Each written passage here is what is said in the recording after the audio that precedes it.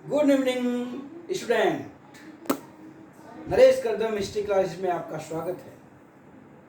मैं आपको पढ़ा रहा हूँ हिस्ट्री के मुख्य बिंदु, जो आपको टीजीटी, पीजीटी और अन्य प्रतियोगी परीक्षाओं के जो हिस्ट्री के क्वेश्चन आते हैं उसके लिए ये मुख्य बिंदु आपको बहुत ही लाभदायक होंगे।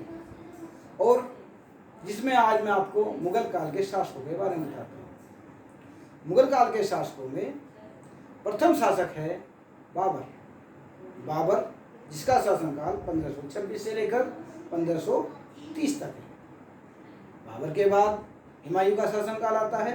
हुमायूं के शासनकाल में 1530 से लेकर 1540 तक और 1540 के और 1555 के बीच में शासनकाल रहता है सूर्यवंश का।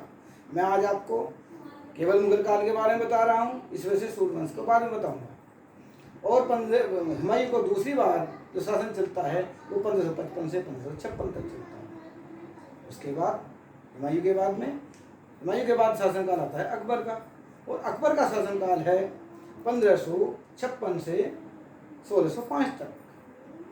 और अकबर के बाद जहांगीर का शासनकाल 1605 से लेकर 1627 तक 1627 तक रहता है जहांगीर का शासनकाल। उसके बाद शाहजहां का शासनकाल आता है 1627 से 1658 तक। और शाहजहां के बाद शासनकाल आता है औरंगजेब का। औरंगजेब का शासनकाल है 1658 से लेकर 1707 तक। यहाँ तक औरंगजेब के शासन तक, यहाँ तक उनके जो है शासन बहुत लंबा और सुदृढ़ चला। उसके बाद के शासक जो हैं वो थोड़े उनका कम प्रशासन रहा है, लेकिन उनका शासन चलता रहेगा।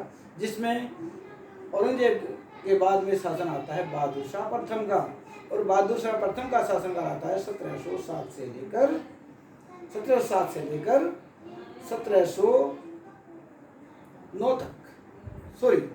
1707 से लेकर 1709 तक। और फिर 1709 में बहादुर शाह प्रथम के बाद में फिर आता है जहादार शाह। मैं एक बार फिर से आपको रिपीट कर रहा हूँ, जो बहादुर शाह प्रथम का शासनकाल है वो शासनकाल है 1707 से लेकर 1712 तक। और उसके बाद में है जहादार शाह का शासनकाल है 1712 से 1713 तक। फिर उसके बाद है फर्रुखसियर का शासनकाल है 1713 से 1719 तक।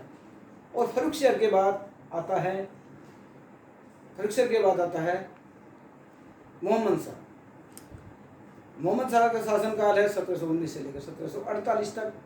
उसके बाद आता है 1748 के बाद में अहमद शाह का शासनकाल 1748 के बाद 1754 तक।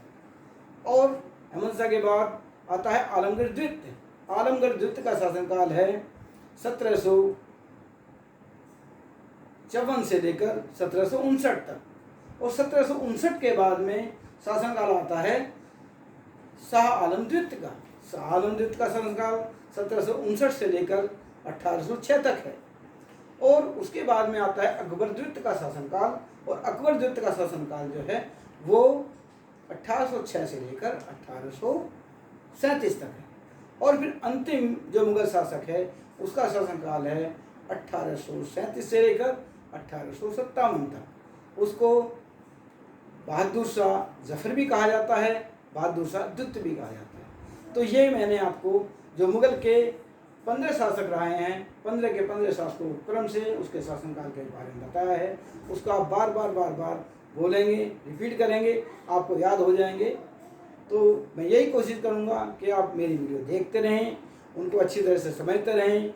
और आप लोग वीडियो देखने के बाद मेरी वीडियो अच्छी लगे आप उसको लाइक करें, सब्सक्राइब करें, कमेंट करें, और बेल घंटी बजाना ना भूलें।